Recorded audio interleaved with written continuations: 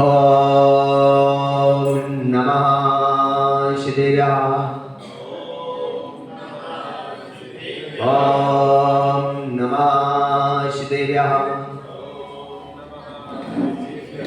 ओम नमः शिवाय। मंगलमय मंगले करण वे तेरा ज्ञान। नमो ताहे जाते भये अरिहंतादि महान। अरिहंतादि महान। नमन चरण में करे रहे अनुनय से करियो। कदम कदम बढ़ते चले मोक्ष महल की ओर। कदम कदम बढ़ते चले मोक्ष महल की ओर। वरे अनंता अनंत शताय परमेष्ठी भगवान की 1008 श्री आदिनाथ भगवान की 1008 श्री पार्श्वनाथ भगवान की 1008 श्री महावीर भगवान की आचार्य गुरुवर श्री विराट सागर जी महामुनि राज की आचार्य गुरुवर श्री विष्णु सागर जी महामुनि राज की 3 काम 9 करोड़ मुनि महाराज की।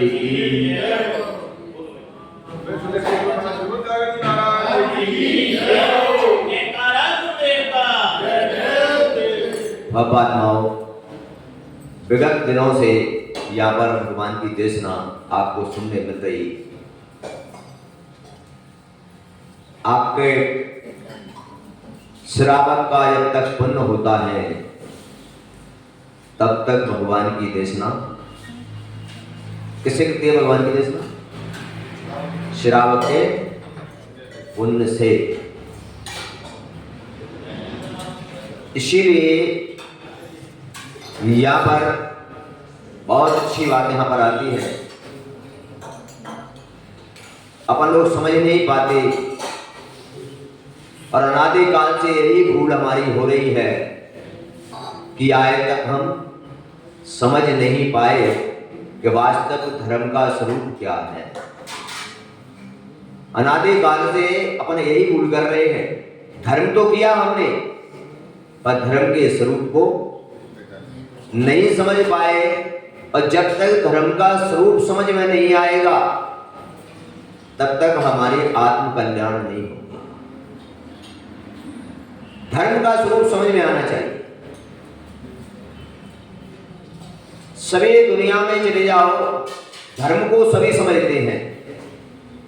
समझते हो कि नहीं? बोलो। अगर धर्म को नहीं समझते होते तो आप मंदिर में इतने बड़े मंदिर का निर्माण, धर्म को आता है समझ में पर धर्म का स्वरूप समझ में नहीं आता है। हमारे तीर्थंकरों ने जब तक धर्म का स्वरूप समझ में नहीं आया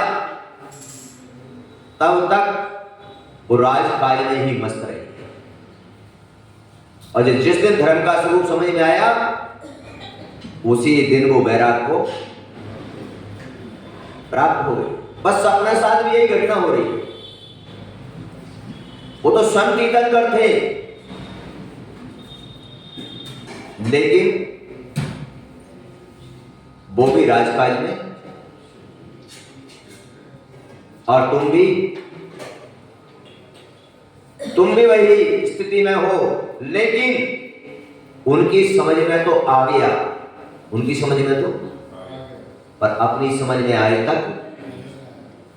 अरे जब उनका भगवान को तब भी अपना जीव होगा लेकिन अपनी समझ में उस समय से लेकर आज तक नहीं आया। अरे जो समझ गए वो तो परमात्मा बन के बैठ गए। और जिनकी समझ में नहीं आया वो अभी भी 84 लाख योनि को चक्कर लगा रहे। कब तक लगाओगे बंधु हो? कब तक भटकना है? कभी कोई विचार तो होगा, कोई तय तो किया होगा तुमने, कोई निश्चित तो किया होगा मुझे कब तक भटकना है। अगर आपका कोई भी अगर तय नहीं है, निर्धारित, तो समझ लेना तुम्हारा अंत भी, जिसने तय नहीं किया कि मेरा निर्धारित समय क्या है, तो उसका अंत भी नहीं है। और जिसने निर्धारित कर लिया उसका अंत। इस प्रकार तुमने कुछ निर्धारित किया, कुछ भी नहीं किया। क्या निर्धारित किया तुमने, बताइए। तुम्हें गृहस्थ जीवन में रहते रहते इतना समय हो गया, क्या निर्धारित किया तुमने? जीवन में कुछ लक्ष्य निर्धारित किया है, कुछ लक्ष्य बनाया है जीवन में?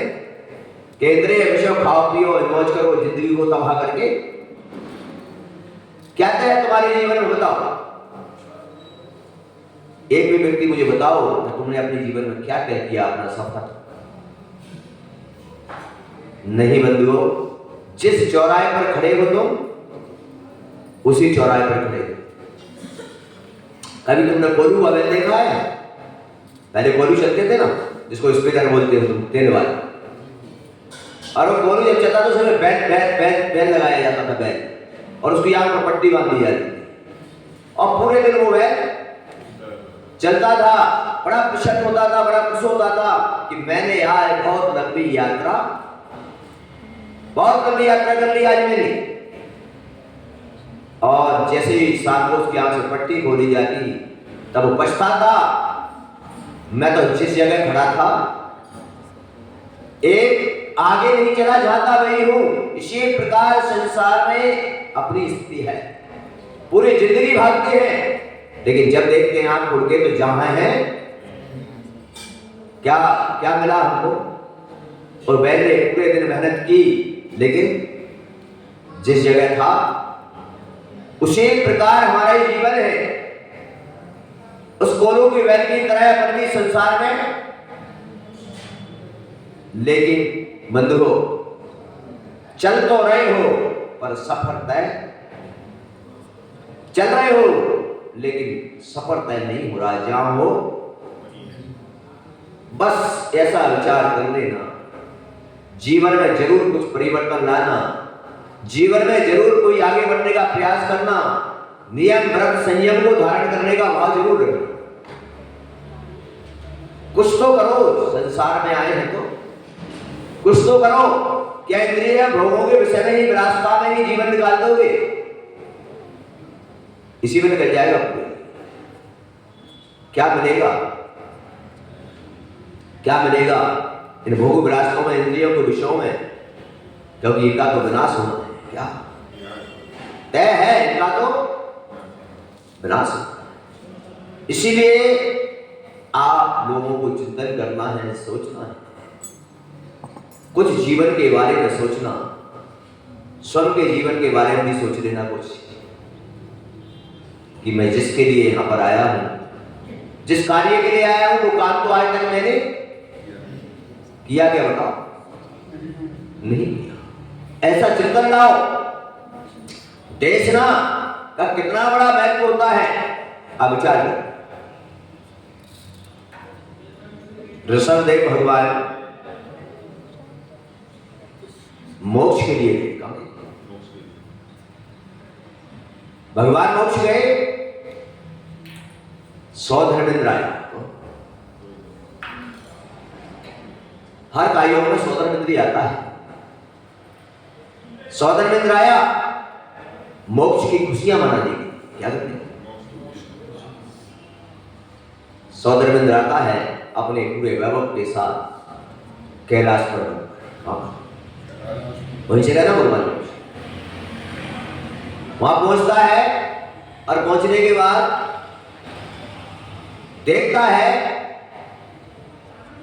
कि भगवान का मोक्ष हुआ, सब खुशियां मना रहे हैं।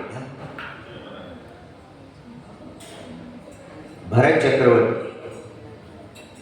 100 धर्मेंद्र ने देखा कि भरत चक्रवर्ती दिखाई नहीं दे रहा, कहीं कम घूम रहा है। भगवान का मोक्ष हुआ है और दिखाई नहीं दे रहा, दिखाई नहीं दे रहा। 100 धर्मेंद्र ने देखा, तो देखूं तो कहां है। और जब देखा तो कैलाश पर्वत पर साइड में जाकर एक जगह रो रहा था। तुम लोगों के अंदर ऐसी भावना प्रकट होना चाहिए। चक्रवर्ती वहां पर रो रहा है और चक्रवर्ती रो रहा तो सौदामित्र पहुंचा। सौदामित्र ने कहा चक्रवर्ती से, अरे तुम रो रहे हो, क्यों रो रहे हो? फूट फूट कर रहा था जोर जोर से।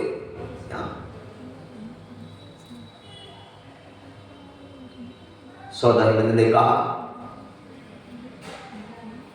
भगवान मोक्ष गए हैं, तुम्हारे पिता ने मोक्ष को प्राप्त किया है, तुम्हें मोक्ष जाने की खुशी नहीं है क्या? रो क्यों रहे हो तुम? तब चक्रवर्ती ने कितनी अच्छी बात कही। चक्रवर्ती ने कहा कौन कहता है कि मुझे उनके मोक्ष जाने की खुशी नहीं है? किसी के पिता अगर मोक्ष जाए तो खुशी किसको नहीं होती? लेकिन रो क्यों रहे हो? तो चक्रवर्ती ने कहा कि मैं रो इसलिए रहा हूं कि अभी तक भगवान का समोषण लगा हुआ था, भगवान की देशना सुनने मिलती थी, और जब कभी मुझे विकल्प आ जाता था, जब मैं उदासीन हो जाता था, जब मुझे किसी प्रकार की कोई जिज्ञासा जाती थी, तो समोषण में आकर भगवान से अपनी जिज्ञासा का समाधान कर लेता था। अपने समाधान करके अपने जीवन में आनंद। अब भगवान लोग चले गए, अब मैं समाधान किससे करूंगा? अब मैं समाधान सोचो, इसलिए रो रहा हूं कि अब मेरी समस्याओं का समाधान कहां पर होगा? अब भगवान, इसलिए रो रहा हूं। खुशी तो है मोक्ष जाने। विचार करो बंधु हो, चिंतन का विषय है, सोचने का विषय है। ऐसा चिंतन हमारे अंदर भी आना चाहिए। खुशी होना चाहिए, अपने जीवन को प्रफुल्लित मानना चाहिए कि मेरा यो भाग्य कि आज मुझे भगवान की देशना सुनने मिलती है। मेरी जिज्ञासा या मन में विकल्प कोई उठता है तो मैं तुरंत जाके उसका समाधान। ऐसा जब तुम्हारे नगर में कोई संत आ जाए और उनकी देशना अगर तुम्हें सुनने मिलती है तो आपको इतना आनंद। जब कोई संत जाता है तो ऐसे ही विकल्प करना चक्रवर्ती जैसा कि अब भगवान तो मुझे मिलेंगे, पूजा तो मुझे मिलेगी, मंदिर तो मुझे मिलेगा, लेकिन अब मैं अपनी, मेरे मन में अगर कोई प्रश्न उठता है, मेरे अंदर कोई जिज्ञासा उठती है, अब उसका समाधान कहां करने जाए? क्या भगवान तो बोलते हैं क्या? अब मैं पूछ रहा हूं आपसे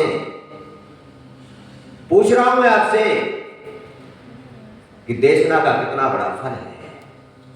कहां जाओगे बंधुओं, बताओ मुझे जरा। कौन करेगा तुम्हारी? अरे चक्रवर्ती ने कहा कहां जाऊंगा, कौन सुनेगा मेरी? अब किसको बताऊंगा मैं मेरी? बोलो। ऐसा भावना संसार में मात्र पैदा हो जाना, कमाना, खाना, इंद्रियों को विषय भोगना ही जीवन नहीं है। यही जीवन नहीं है। इससे भी कुछ ऊपर जाने के लिए रास्ता है। ऐसा विचार जब मन में आता है तब जाकर मन के अंदर में, व्यक्ति के अंदर में ये भावना जागती है, छटपट आता है, तड़पता है और सोचता है कि कहां मिलेगी मुझे भगवान की देशना। और वो तड़पता हुआ जहां देशना मिलती है वहां पहुंच जाता है और अपनी जिज्ञासाओं का समाधान भी।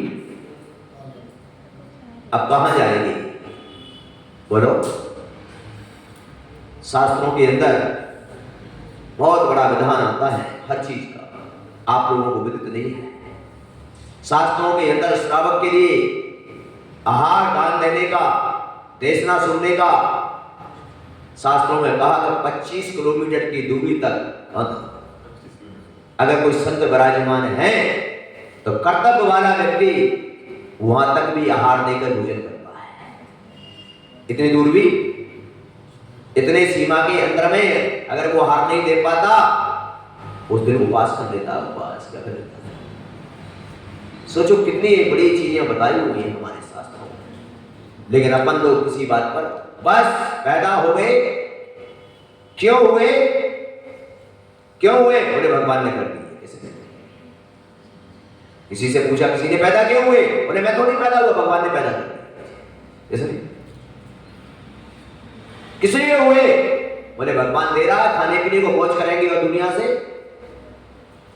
इसलिए जन्म नहीं हुआ बंधुओं। जन्म मनुष्य जन्म होता है, इसका मात्र एक ही लक्ष्य है, मोक्ष की प्राप्ति। क्या है? क्या लक्ष्य है जीवन? मात्र मोक्ष की प्राप्ति। क्योंकि संसार के अंदर में अगर भोगों की बात कहो तो वो तो महापुरुष भी भोगते हैं। तीर्थंकर भी आए, उन्होंने भी राजकाज, लेकिन लक्ष्य क्या था? मोक्ष प्राप्ति का। तो क्या है? एंड में वैराग्य। क्या प्राप्त के लिए?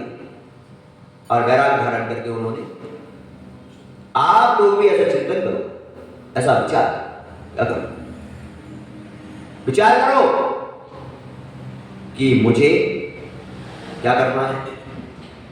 मोक्ष अगर जाना है तो क्या करना पड़ेगा? बताओ। मोक्ष जाने के लिए हमें संसार के जो विषय भोग हैं उनसे विरक्त होना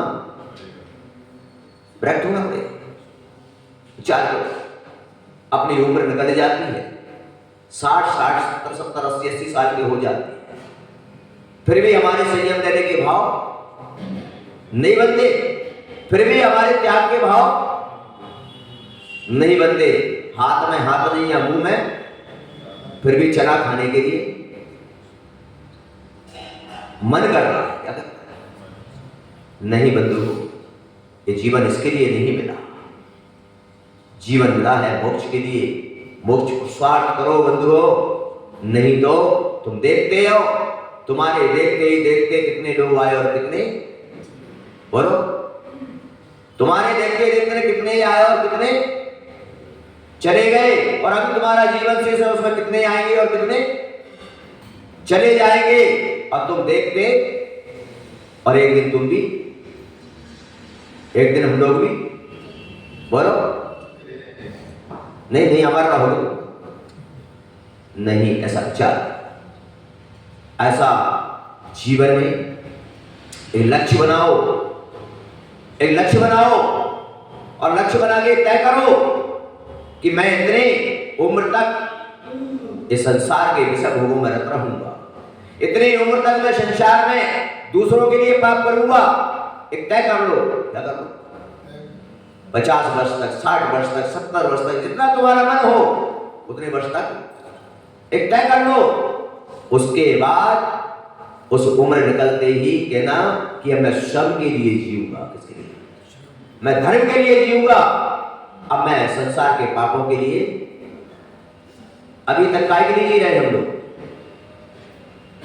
जब तक हम संसार में अपने परिवार को सारा कार्य कर रहे हैं, जब तक पाप प्रवृत्ति में है। तय कर लो कि मुझे कितने वर्ष तक,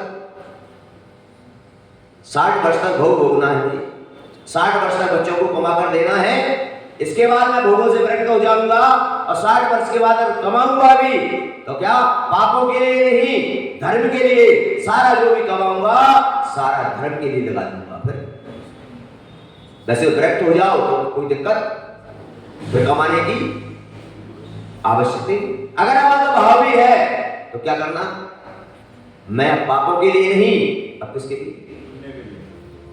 ऐसा एक निर्धारण तो कर लो, तय तो कर लो जिंदगी में। पर ऐसा अपन तय करते हैं क्या? बोलो, नहीं करते। करो ऐसा ही तय करो, कितने समय तक रहना, और आयु का तय कर नहीं सकते हैं। आयु तो कब क्षीण हो जाए कोई बताए क्या?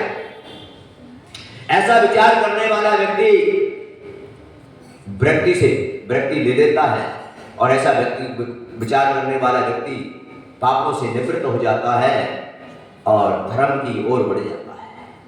अभी तुम यहां पर बैठे हुए लोग हो, एक भी व्यक्ति का जीवन तय नहीं है क्या? बोलो प्रभात बाबू, कितने वर्ष तक करना है तुमको? कोई तय नहीं, तो कर लो।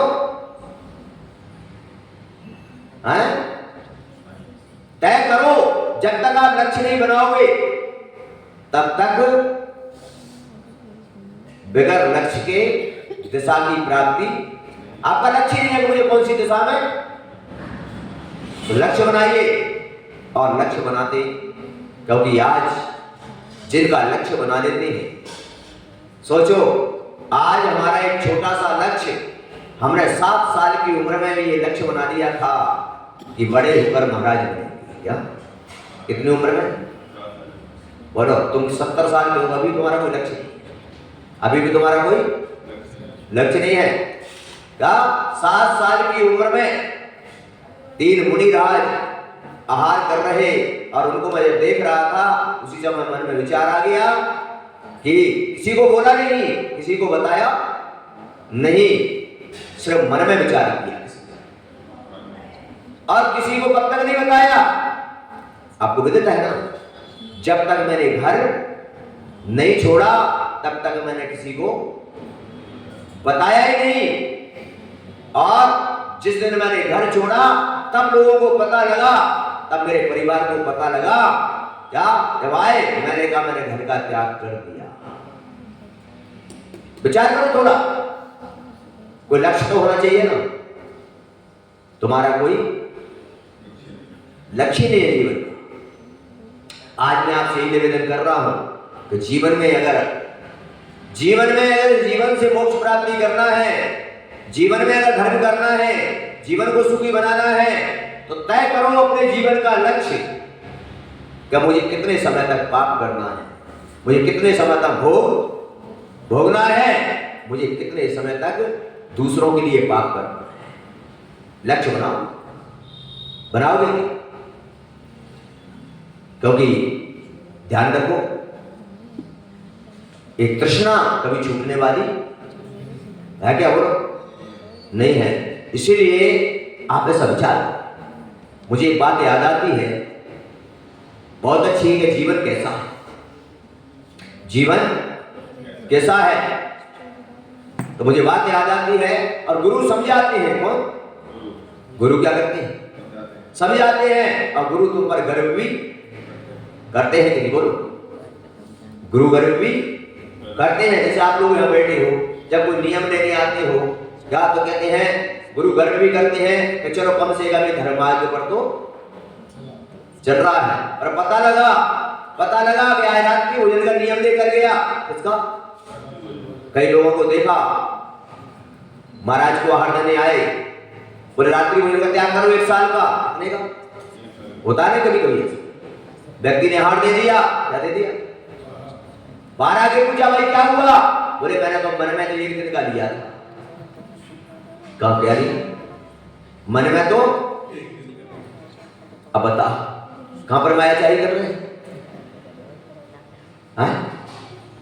बोलो, विचार करो थोड़ा। ऐसे लोग त्याग देखे। बुंदेलखंड के अंदर में एक व्यक्ति 80 साल का, कितने साल, 80 साल का व्यक्ति बोले मेरा आलू का त्याग है। इसका आलू का त्याग है क्या? लेकिन जैसे ही वो जाता था किसी निमंत्रण में, कहता त्याग आलू का है। किसका है? आलू के पानी का त्याग थोड़ी है। किसका? काय का त्याग है? आलू के पानी का। वो बोलता था आलू रोक ले, पानी क्या करते हैं? ऐसी स्थिति है अपनी, क्या बोलो, ऐसी स्थिति है कि नहीं? ऐसी स्थिति बताओ। नहीं, बात याद आती है कि एक बार एक गुरुकुल, अब गुरुकुल की व्यवस्था नहीं है, गुरुकुल के अंदर में, और सभी बच्चे वहां पर गुरुकुल में, गुरु को बड़ा विश्वास था कि मेरे बच्चे बड़े धार्मिक बनेंगे और आगे जाके धर्म की ध्वजा क्या करेंगे? लहराएंगे। बस अब हुआ क्या प्रभात बाबू? तुम्हारे साथ तो हुआ नहीं, तुम्हें तो शादी हो गई क्या? प्रभात की शादी काय हो गई? और इनकी धीरज मेरे दिन की शादी हो गई। बता सबकी हो पक्की बात है?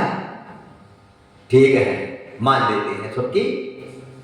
ठीक है, तो गुरुजी बड़े गर्व करते थे कि मेरे बच्चे धर्म की ध्वजा लहराएंगे और उनको धार्मिक संस्कार देते थे, बढ़िया मन लगन से पढ़ाते थे। अब क्या हुआ, समय निकला, क्या निकला, और समय निकलते ही जैसे ही 16 वर्ष की आयु, हमारे शास्त्रों के विधान के अनुसार 14 वर्ष की लड़की और 16 वर्ष का लड़का यौवन जवान माने जाते हैं। क्या कितनी वर्ष में? 14 में लड़की और 16 में लड़का जवान माने जाते हैं। और पहले यही होता था कि जैसे ही 16 साल की उम्र होती थी वैसे ही पिता कहता बेटा जवान हो गया, अब इसके लिए शादी क्या कर दो, शादी करो। और आज 32 साल के हो जाए तो भी कोई दिक्कत है? कोई दिक्कत नहीं। ध्यान रखिए, 14 साल की उम्र में लड़की में वो योग्यता आ जाती है और वो योग्यता आते ही उसको दोष लगना शुरू। लड़का 16 साल का होते ही उसको ब्रह्मचर्य में दोष लगना शुरू हो जाता है। इसलिए आचार्यों ने कहा या तो शादी करो, नहीं करते हो तो उसी समय ब्रह्मचर्य व्रत दिलाओ, पूरा नहीं दिलाओ तो कम से कम उतने समय तक तो दिलाओ जब तक शादी तब तक का प्रत्येक माता पिता को ध्यान रखना है कि अपने बच्चों को जब तक शादी ना करें तब तक उनको ये व्रत दिलाना। अगर ऐसा तुमने कर लिया तो तुम्हारे बच्चों से तुम खुश हो जाओगे, तुम्हें आंसू नहीं बनाने पड़ेंगे। और तुमने ऐसा नहीं किया तो विकृति आएगी और तुम्हें आंसू बहने पड़ेंगे। गुरुकुल में पढ़ाते हुए गर्व करते हुए गुरु, एक दिन क्या हुआ, तुम लोगों की सगाई हुई क्या? डायरेक्ट शादी हुई, सगाई हुई ना? बोलो तो हुई ना? अब क्या हुआ कि जिस लड़के जिन पर गर्व था उनमें से देखा कि एक लड़का एक दिन गुरुकुल नहीं आया, तो गुरु को चिंता हो गई कि आज मेरा प्रिय शिष्य कहाँ नहीं आया। चिंता हो गई, क्या हो गई पता नहीं, कोई तबीयत तो नहीं बिगड़ गई, कोई बुखार तो। जब ये चिंता हुई और दूसरे दिन वो कहाँ गया। जब गुरुकुल आया तो गुरुजी ने पूछा बेटा क्या बात थी, कल क्यों नहीं आए तुम, क्या तबीयत खराब थी, क्या कारण है? मुझे तो बड़ी चिंता लगी क्या मेरे शिष्य को। तो उस शिष्य ने नजर नीचे की और बोला गुरुजी ऐसे ही नहीं आया। ऐसे ही तुम लोग बोलते हो ना, कभी तुमसे पूछते हैं ना तुमसे, तुम क्या बोलते हो महाराज ऐसे ही, पर ऐसे ही कोई जवाब है क्या? बोलो, तुम लोग हमेशा ऐसे ही बोलते, चौकाम क्यों नहीं आए? बोले ऐसे ही नहीं आए। पूजा करने के लिए बोले ऐसे ही नहीं आए। अरे कोई तो कारण होगा, कोई तो। लड़के को जब गुरुजी ने कहा बेटा कोई बात नहीं, तो लड़के ने कहा कब तक क्या करेंगे आप बता ही देते। तो गुरुजी से बोले आज इसलिए नहीं आया था गुरुजी कल में मेरी सगाई हो रही। क्या हो रही? तुम लोगों की सगाई हुई ना, सगाई होते ही क्या होता है बोलो? सगाई होते ही तुम्हारा मन गुरु की तरफ से हटने लगता है और किधर जाने लगता है बोलो तो? सगाई होते ही मन कहां जा रहा है? कहां प्रभात बाबू कहां जाने लगता है? आज देखते हो ना वर्तमान में तो क्लियर ही दिख रहा है तुमको कि इधर सगाई होती है, इधर मोबाइल गिफ्ट में होता है और पूरे दिन मन कहां चला गया ना बोलो। गुरु ने कहा बेटा गुरु ने समझाया था कि जीवन में 3 गलतियां मत कर, और 3 भी हो जाए तो चौथी गलती कितनी मत करना? 3 या मत करना। लड़का ने उस समय तो कह दिया गुरुजी से, गुरुजी आपकी आज्ञा है, ना कोई गलती। तुम भी बोलते हो नहीं बोलते कभी? तो गुरु बस आपकी आज्ञा का बोलते नहीं बोलते? कई बार बोलते। तो गुरुजी कोई भी आए तुमसे बोला तो क्या कहते? गुरु आपकी आज्ञा का पालन तो हम करेंगे। और गुरु ने देखा क्या कि आज्ञा देने का मौका, पता लगा 4 दिन तक वो आएगी। कितने दिन तक? गुरु ने कहा बेटा तूने पहली गलती को क्या करती? आगे गलती मत कर। आगे कुछ दिन बीते, अब क्या हुआ? होगा वो तो। कुछ दिन बीते और शादी हुई, और शादी जब हुई तो बंधु हो, फिर शादी में तो कितना 10-5 दिन का टाइम तो लगेगा नहीं लगेगा? शादी की तैयारी होगी, कोई रीति रस्म होगी तो 2-5 दिन तो लगेंगे। फिर नहीं आया वो, तो गुरु को फिर चिंता हो गई। जब लौट कर आया तो गुरु जी ने फिर पूछा, अब लड़के ने कहां तक छुपाएं? बता दी कि मेरी। गुरु ने कहा मैंने कहा था पहली गलती हो गई, कोई दूसरी गलती? कोई बात नहीं, दूसरी गलती हो गई, तीसरी कौन सी मतलब? 1 आध साल बीता, और 1 आध साल बीतते ही 10 दिन मंदिर नहीं आया। कितने? क्यों? हाँ समझदार है। और जब 10 दिन नहीं आया तो गुरु ने फिर पूछा, तब कहा कि घर में बच्चे का जन्म हुआ। गुरु ने कहा तू तीनों गलतियां कर चुका, लेकिन अभी भी एक मौका और देता। कितना मौका? एक मौका और देता हूं। क्या? उस मौके को मत चूक जाना। बस तुमको भी अगर तुमने गलतियां कर ली तो एक मौका और देते। क्या? गुरु ने कहा, शिष्य ने कहा गलतियों का अर्थ तो बताओ क्या है, ये गलती क्यों नहीं करना चाहिए? इसका अर्थ लड़के ने जब पूछा तो गुरु ने कहा देख बेटा, तूने पहली गलती की, तेरी सगाई हुई तो तेरा मन जिससे सगाई हुई अपनी पत्नी की तरफ, ससुराल की तरफ जाने लगा। अब तेरा मन गुरु की तरफ से हट गया, तेरा मन पढ़ाई से। बोलो क्या हुआ? बोले ठीक, पहली बात समझ में आ गई। दूसरी गलती शादी हुई, क्या हुई? बोले दूसरी गलती क्या हुई? शादी हुई। बोले क्या हुआ? शादी करते ही पहली गलती कौन सी की? सगाई हुई। तो किसका नहीं रहा? गुरु का। किसका नहीं रहा? सगाई होते ही किसका नहीं रहा? बोले शादी हुई। शादी होते ही क्या गलती हुई? बोले शादी होते ही माँ बाप का नहीं रहा। किसका? अब किसका हो गया? बोलो बोलो। बोले हाँ बिल्कुल सही बात है। तीसरी गलती, तूने बच्चे को जन्म दिया। बोले तीसरी गलती की, तू अपने आप का भी नहीं रहा। किसका रहे? क्या? किसके लिए जी रहे हो तुम? किसके लिए पाप कर रहे हो? किसके लिए कमा रहे हो? बोलो बोलो भाई।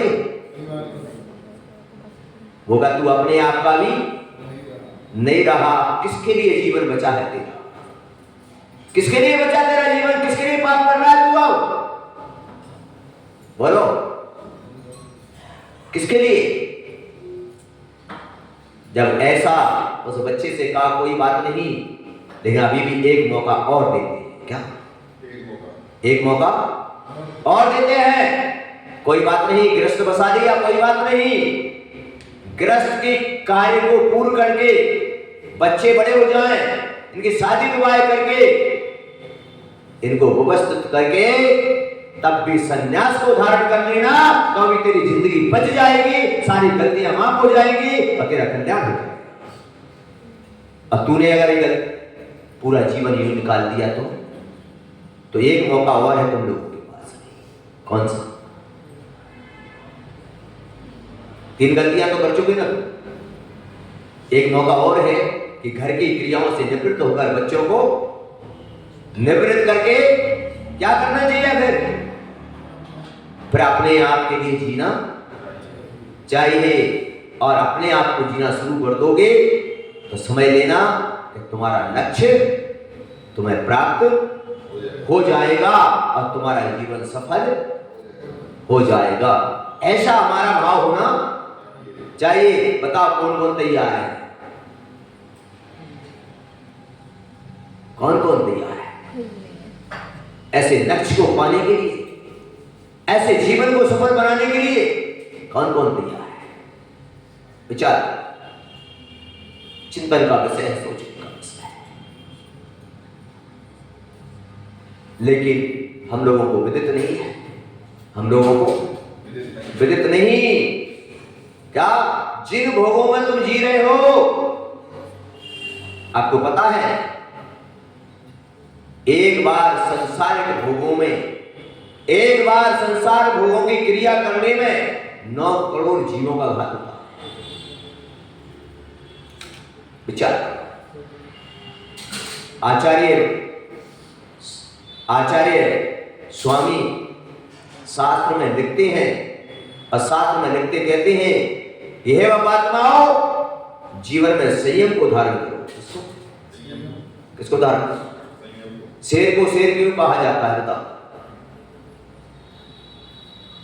शेर जो होता है ना, पूरी जिंदगी में कितनी, शेर पूरी जिंदगी में जब बच्चों को जन्म देता है तभी वो शेरनी के पास पहुंचता है, उसके बाद पूरे जीवन ब्रह्मचर्य रहता है।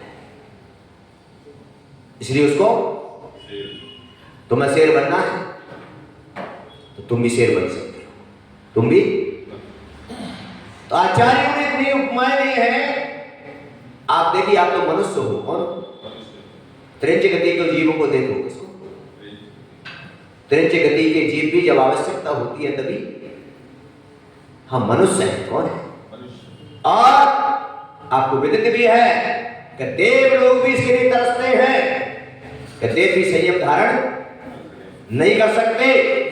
देव संयम धारण, लेकिन मनुष्य जन्म एक ऐसा है जहां संयम की, बोलो, यहीं पर है और कहीं पर है क्या? बताओ। और मनुष्य जन्म देकर भी संयम धारण न कर पाए तो है जीवन व्यर्थ है। तो ऐसे संयम को धारण करें। और यहां पर इस ज्योति नगर में मैं तो है ही आपको बताने जा रहा हूं कि मैंने जो भी आपको धर्म का उपदेश दिया, धर्म का उपदेश दिया तुम्हारे लिए, आपने कितना ग्रहण किया है, इसकी परीक्षा मैं कभी भी वापस लेने आ सकता हूं। क्या आपने धर्म को बढ़ाया कि अगर तुम्हारी क्रियाएं बढ़ गई तो मैं समझूंगा तुमने मेरा धर्म ग्रहण किया, और तुम्हारी क्रियाएं अगर बिगड़ गई तो समझ लेना तुमने मेरा धर्म मिट्टी में क्या किया। ऐसा विचार, चिंतन। और आप लोगों के ज्योति नगर में 15 दिन का प्रवास। मैं शुक्रवार को आया था यहां पर, और आज क्या है? शुक्रवार है। शुक्रवार की शाम को आया था दोपहर में, और आज ऐसी मुझे सूचना दी गई है कि आज दोपहर को मेरा यहां से बिहार है। किस टाइम है, क्या है, ये पता नहीं। हार के बाद टाइम में मुझे पता नहीं, प्रभात बाबू को पता हो तो बता देंगे माइक से। और यहां से मेरा ब्याह, मुझे आप लोगों के बीच में रहकर बड़ा हर्ष आनंद आया, और मुझे लगा कि ज्योति नगर में इन श्रावकों ने ये धर्म देशना बड़े ही आनंद के साथ ग्रहण की, और भी अनेक चर्याओं में मेरा सहयोग किया। क्या किया? सहयोग किया। और भी जिस प्रकार मैंने भाव बनाया था यात्रा का, उसमें भी लोगों ने अपने सहयोग किया। मैं सभी के लिए बहुत बहुत आशीर्वाद प्रदान करता हूँ, और बहुत बहुत भावना करता हूँ कि ज्योति नगर दिन दूना रात चौना सुख समृद्धि वृद्धि को प्राप्त हो, इनकी भावनाएं बड़ी प्रबल हो। और यहाँ पर सभी लोग जितने भी हैं, चाहे प्रभात बाबू हो, चाहे धीरज बाबू हो, चाहे शरण बाबू हो, चाहे और कौन कौन आकाश बाबू, बताते जाओ ना। नरेश, राजेश बाबू और प्रभात बाबू, इन सब लोगों ने निशान, इन सब लोगों ने हमारे उपदेश ग्रहण किए। रोज आहारचर्या में भी इन्होंने पुण्य का लाभ प्राप्त किया। और भी आगे भी मैं इनको आशीर्वाद देता हूं कि आगे भी इसी प्रकार गुरुओं की सेवा में संलग्न रहें और पुण्य का अर्जन करते रहें। यही मेरा सभी को बहुत बहुत मंगल आशीर्वाद है। और आगे भी इसी प्रकार की भावनाएं रहें। और कभी अगर तुम्हारा पुण्य जागेगा, कभी मेरा वापस अगर ज्योति नगर आना हुआ अगर, तब आकर मैं जरूर आपसे पूछूंगा क्या कि मैंने जो दिया था वो सुरक्षित है या क्या। सपूत पुत्र क्या करते हैं? सपूत पुत्र जो होते हैं वो क्या करते हैं? पिता की संपत्ति को जितना पिता देके जाते हैं उससे 1000 गुना क्या करते हैं? बढ़ाते हैं। और कपूत तो कौन से पुत्र बन के देखना है? जब मैं आऊंगा तो मुझे सपूत पुत्र बन के ही यहां पर नजर आना चाहिए सभी लोग। यानी जो धर्म देके जा रहा है वो 1000 गुना बढ़ जाना चाहिए, तब जाके आनंद की प्राप्ति होती है सभी लोगों के लिए। आप लोगों के बीच में मैं रहा, बहुत ही आनंद आया। और तुम लोगों को भी इसी प्रकार की भावना रखनी चाहिए और भावना मानना चाहिए कि हमेशा हमारे ज्योति नगर में कोई ना कोई गुरु आते रहे और हमको उनकी देशना सुनने मिलती रहे। बस यही जीवन हमारा धन्य है। इसी जीवन को हम सफल बनाने के लिए और आगे यहाँ से भजनपुरा, भजनपुरा का है और भजनपुरा ज़्यादा दूर तो नहीं है, उधर की ओर होगा। अभी अगर इनको पता होगा प्रभात बाबू को टाइम पे बता देंगे, आप भी उस समय उपस्थित हो सकते हैं। इसी के साथ मैं आपको बहुत बहुत आशीर्वाद देता हूँ और अपनी वाणी को यहीं पर विराम देता हूँ। बड़े 1000 पार्श्वनाथ भगवान की